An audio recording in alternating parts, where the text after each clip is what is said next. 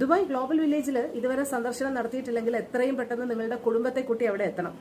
Global വില്ലേജിന്റെ ഇത്തവണത്തെ season തീരാൻ ഇനി അധികം ദിവസങ്ങളൊന്നുമില്ല എന്നുള്ളതുകൊണ്ടാണ് ഇക്കാര്യം പറയുന്നത്. 29ാമത് ഗ്ലോബൽ വില്ലേജിന്റെ ഈ സീസൺ അവസാനിക്കാൻ കുറച്ച് ദിവസങ്ങൾ മാത്രമേ ഉള്ളൂ. മെയ് 11 ഗ്ലോബൽ വില്ലേജിന്റെ ഈ സീസൺ അവസാനിക്കും.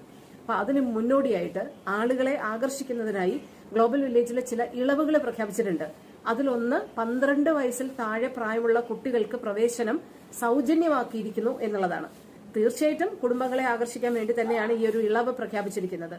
നേരത്തെ 3 വയസ്സിൽ താഴെ പ്രായമുള്ള കുഞ്ഞുങ്ങൾക്കും 65 വയസ്സിന് മുകളിൽ പ്രായമുള്ളവർക്കും നിശ്ചയദാർഢ്യ വിഭാഗത്തിൽപ്പെട്ടവർക്കൊക്കെയാണ് പ്രവേശനത്തിൽ ഇളവ് അനുവദിച്ചിരുന്നത്. ഇപ്പോൾ 12 വയസ്സിൽ താഴെ പ്രായമുള്ളവർക്കും പ്രവേശനത്തിൽ ഇളവ് സൗജന്യമായി പ്രവേശിക്കാം എന്നുള്ള ഒരു കാര്യം പ്രഖ്യാപിച്ചിട്ടുണ്ട്. ഈ മാസം 30 സംഗീതജ്ഞൻ ബോൺ ജോവിയെ ആദരിക്കാനുള്ള ഒരു പ്രത്യേക പരിപാടിയും ഗ്ലോബൽ വില്ലേജിൽ നടക്കുന്നുണ്ട്. എന്തായാലും ഗ്ലോബൽ വില്ലേജിന്റെ ഈ സീസൺ അവസാനിക്കാൻ കുറച്ച് ദിവസങ്ങൾ മാത്രമേ ഉള്ളൂ. മെയ് 11 ഇത്തവണത്തെ ഗ്ലോബൽ വില്ലേജിന്റെ പ്രവർത്തനം അവസാനിപ്പിക്കുന്നത്.